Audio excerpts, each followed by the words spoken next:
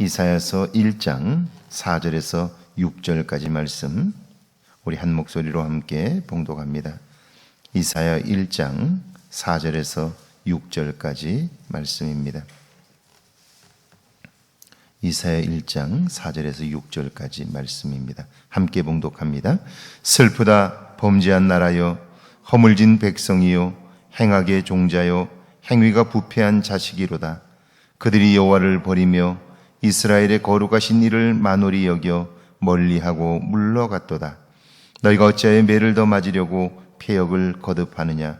온 머리는 병들었고 온 마음은 피곤하였으며 발바닥에서 머리까지 성한 곳이 없이 상한 것과 터진 것과 새로 맞은 흔적뿐이거늘 그것을 짜며 싸매며 기름으로 부드럽게 함을 받지 못하였도다. 아멘. 할렐루야. 좋은 날입니다. 하나님 신의 오늘도 여러분과 함께 하기를 축원합니다. 입만 열면 아담과 하와를 원망하는 집사님이 계셨습니다. 그분은 일이 잘못될 때마다 아담 탓을 합니다. 하와 때문이라고 투덜댑니다. 어느 날 목사님이 이 집사님을 집으로 식사 초대를 했습니다. 사택에 들어가서 식탁에 앉고 보니까 무언가 음식을 해놓은 것 같은데 그 음식 모든 음식에 뚜껑을 다 덮어놓은 거예요. 그리고 한가운데는 큰 게 있는데 큰 뚜껑을 덮어놨어요.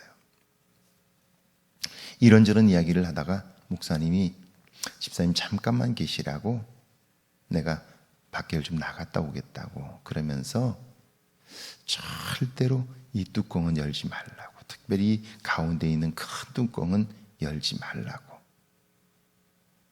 그러고 나가셨어요. 근데 이 집사님이 궁금한 거예요. 도대체 초대해서 뭘 대접하려고 이렇게 준비하고 뚜껑을 다 덮어놨나? 그리고 가운데 이건 도대체 뭘까? 궁금해서 견딜 수가 없는 거예요. 그러다가 잠깐 열어보고 닫으면 되지 뭐, 그렇게 생각을 했어요.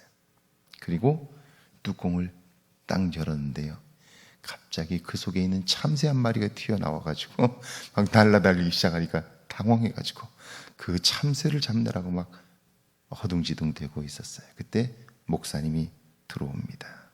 오셔서 집사님을 향해서 이렇게 얘기합니다. 집사님, 아담과 하와도 문제지만 나도 문제입니다. 우리는 어떤 행위에 대해서 행위를 내가 했는데 내가 책임이라고 생각하지 않아요. 누구 때문이라고, 무엇 때문이라고 그렇게 생각해요. 그런데 이것은 습관이 되고 내 삶의 태도로 자리를 잡으면요, 그러면 그 사람은 자기가 아무리 잘못을 해도 무엇을 잘못하는지조차 알지 못하기 때문에 내 행위를, 내 삶을 바꿀 가능성을 놓쳐버리는 거예요. 기회를 잃어버리게 되는 거예요. 그러니까 변화 없는 삶을 살게 되는 것이죠. 여러분, 어떤 일에 대한 결과는요, 나의 행위로 인한 결과예요. 내가 선택을 했고, 내가 생각을 했고, 내가 행위를 한 거예요. 그러면 일단 내 책임이라고 생각해야죠. 자, 가정에서 어떤 문제가 생겼다라고 하면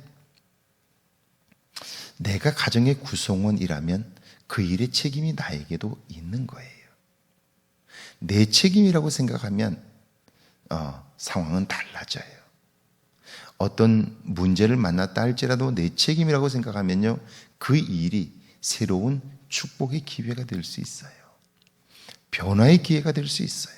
그러나 다른 사람 탓을 하기 시작하면 그 문제는 결코 해결되지 않아요.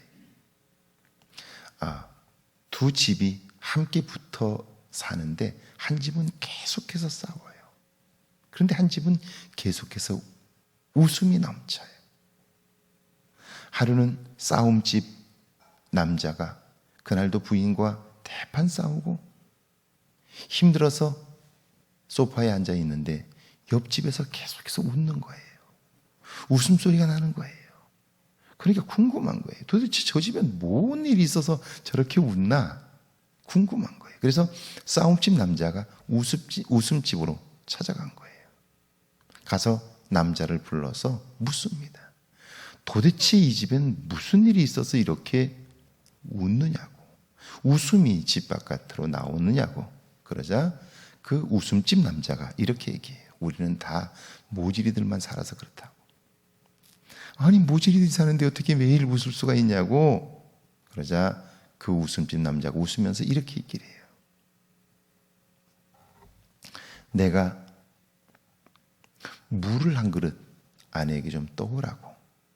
그래서 물을 마시고 방에다 놨는데, 그런데 아들이 지나가다가 그걸 못 보고 물그릇을 차서, 그래서 물을 쏟았다고. 그러면 그걸 본 어머니가, 아이고, 내가 나이살이나 먹어서 거기다 놓은 거 누가 찰 수 있는데, 그걸 보고 내가 치웠어야 되는데 내가 안 치워서 내가 잘못했다고 그렇게 얘기를 하는 거예요.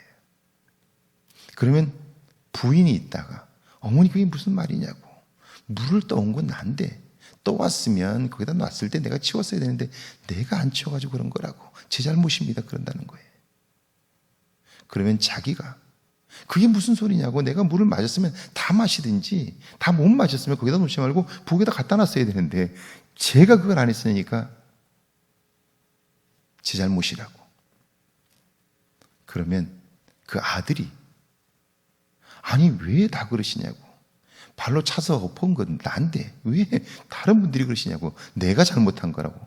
그러니까 다 잘못했다고 말하니까 누구를 탓할 수 없고 싸움이 생길 수가 없다고. 그래서 우리는 웃음만 넘치게 된다고. 보세요. 싸움집은요 다 너 탓이라고 그래요. 그런데 웃음집은요 다 자기 탓이라고 그래요. 여러분, 교도소에 들어가 있는 죄수들은요 하나같이 자기는 죄가 없다고 그래요. 그런데 수도원에 들어가 있는 수도사들은 그 안에 살면서 모두가 다 자기 잘못이라고 그래요. 누가 행복한가요? 죄가 없다고 말하는 교도소의 죄수들인가요? 아니면 죄가 많다고 말하는 수도원의 수도사들인가요? 오늘날 사회가 점점 복잡해지고 어려워져요. 자기들의 목소리가 너무너무 커요. 의사들의 집단 휴진으로 정말 이렇게 가면 의사 면허를 박탈해야 될지도 모르겠다고 그러자 SNS에 나 면허부터 취소하라고 면허증을 들고 사진을 찍어서 팔로우를 해요. 그리고 면허증을 찢는 의사들도 있어요. 가만히 한번 생각해 보세요. 누구나 다 알아요. 자, 무엇이 옳은가 그른가보다 더 중요한 건 나라의 미래를 위해서 무엇이 소중한가를 생각하는 거죠. 왜? 우리가 함께 사는 일들이잖아요. 여기 오늘 4절에 보니까 이렇게 돼 있어요. 같이 한번 읽어볼까요?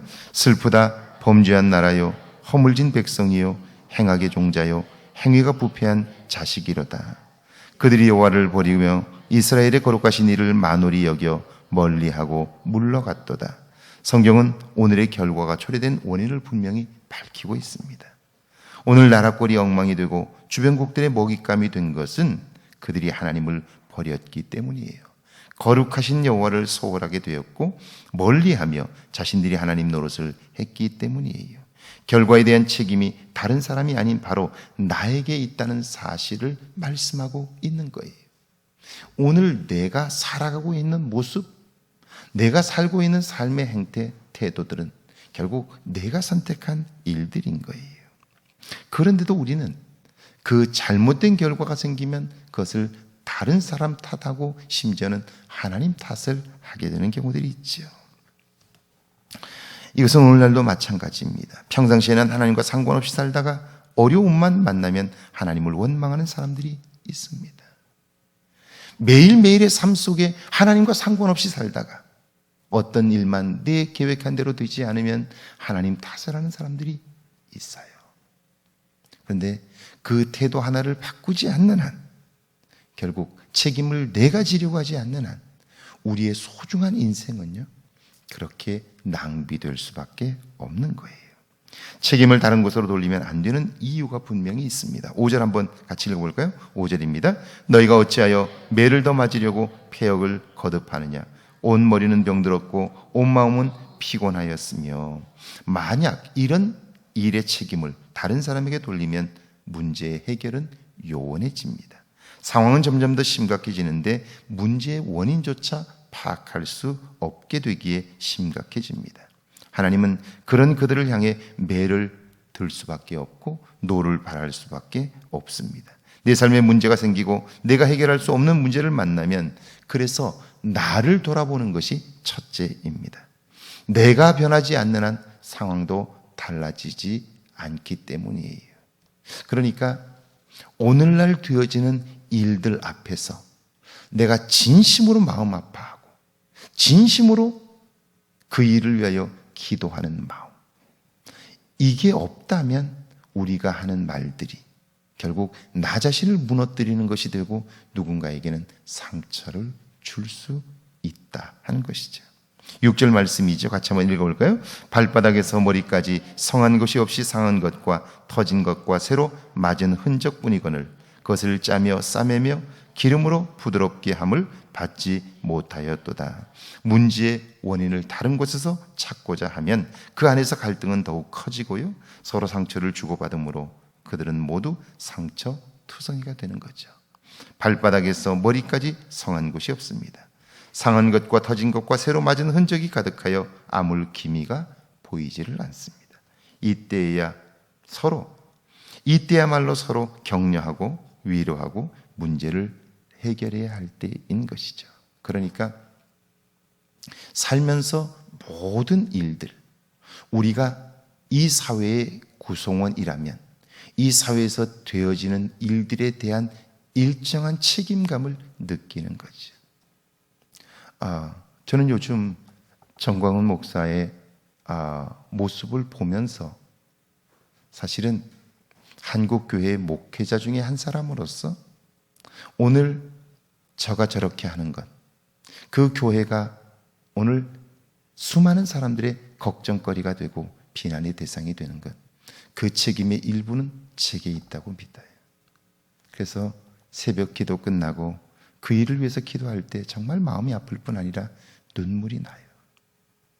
많은 사람들이 그분을 비난하고 하지만 사실은 그리스도인 된 우리들의 공동의 책임들이 있죠.